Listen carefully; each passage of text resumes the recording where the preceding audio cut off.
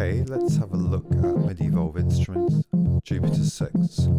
Bit of a kick to speed us on our way. Here's our sequence of notes, 32 notes, that's 2 bars.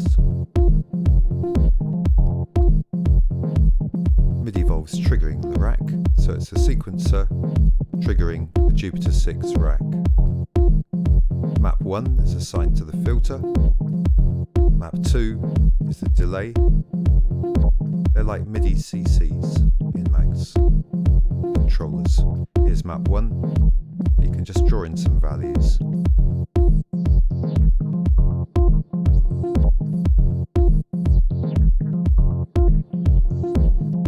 can hear the filter rising up now.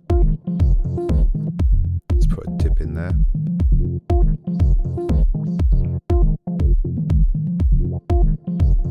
Similarly with the delays controlled by map 2. Turn it up towards the end of the sequence.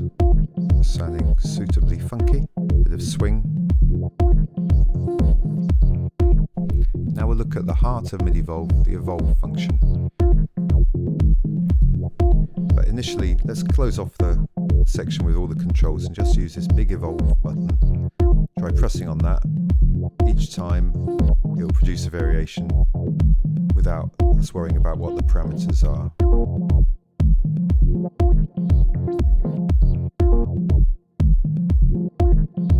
So listen for the changes the evolve events cause. You can also just add notes by clicking.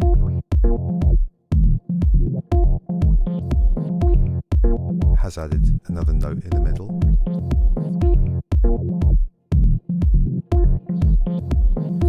Now if this was a normal synth, by changing the pitch we change the pitch of the sound, but actually this rack consists of samples, cuts from a longer sample.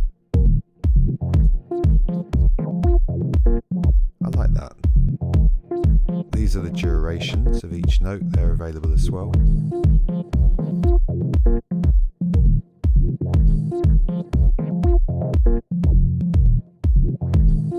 Make a couple a bit longer. Now if I unfold the evolve panel here, you'll see we've got a lot more control. The things that can be evolved are the pitch, velocity, the duration, and the maps. Those are the sort of typical properties of the note. And then density and swap are slightly different. We'll look at them in a bit. These lights, which light up when an evolve event happens, are also buttons, so you can evolve just a particular parameter by pressing one of those.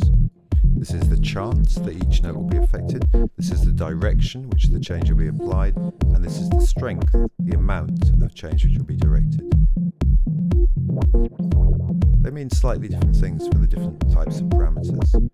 For instance, for pitch, it's semitones. That'll take it up, or down, or around the middle of the existing note if both those arrows are off. Let's try a little pitch variation. Listen for subtle changes in the sound. As I say, it's not actual pitch, it's just swapping the samples as we change the notes, as the evolve events happen, bringing in different slices. So Jupiter 6 has a lot of different long samples which are then sliced into bits, and then that's what's being triggered. Density controls how many notes there are. So you can quickly change the number or the density using the nudge density up and down buttons. Let's go back to pitch view so you can actually see the notes. Let's take a few out using the density nudge down.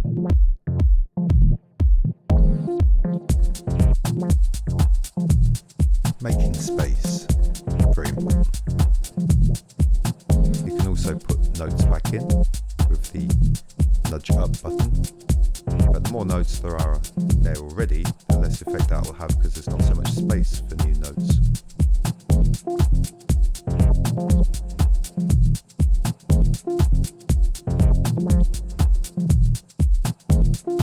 Let's try a bit of swap. Swap changes the order of the notes. That's the chance that a swap event will occur.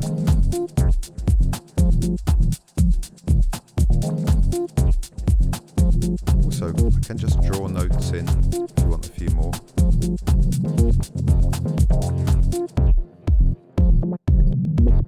Not bad. A few more notes.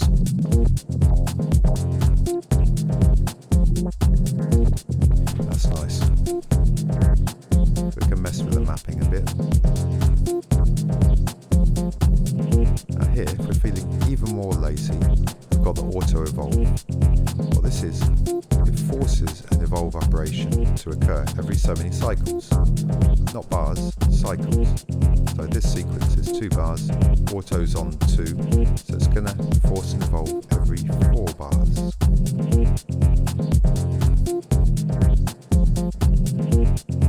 This indicator shows you when an auto evolve is going to happen. When it lights up fully, it triggers it. And all the parameter lights which will be affected light up. You can control which ones are affected by evolve events by using the A column here for auto evolve. Now I can have fun playing with the parameters as MidiVolve funks away, providing the variation using the auto evolve.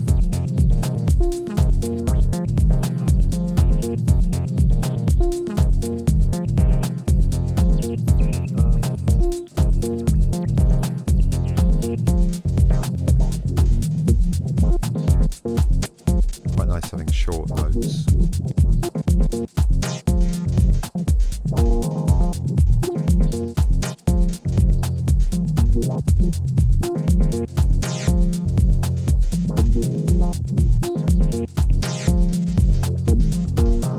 Let's take the duration right down. These are the durations of the notes.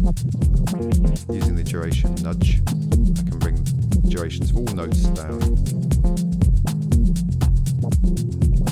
We're not hearing the reduction in the note length until we turn the release down. Now let's make it a bit more staccato. Yeah, that's right. Too much delay, just reduce the maximum delay a bit, and a little bit more. And that's, as we say in the trade. Now if I start changing a few durations manually, I can tune in the sequence. I've got to apologise for the rather basic drum programming here. This is about MidiVolve, not the drum loops. Or loop, I should say. Another auto evolve. Slow modulation is what I like. You can be drastic and have it changing frantically every bar. But I like slow, subtle changes inspired by the master Steve Reich, for example.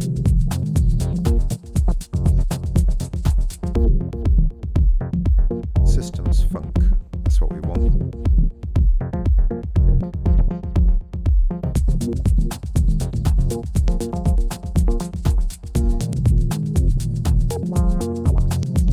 Yeah.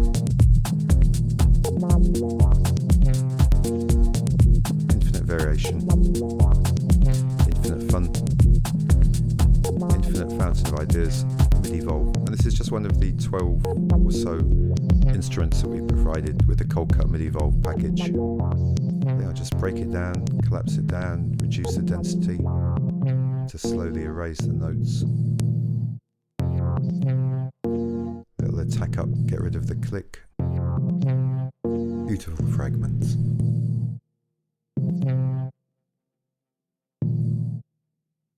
One low note hanging on. Let's leave it at that. Peace.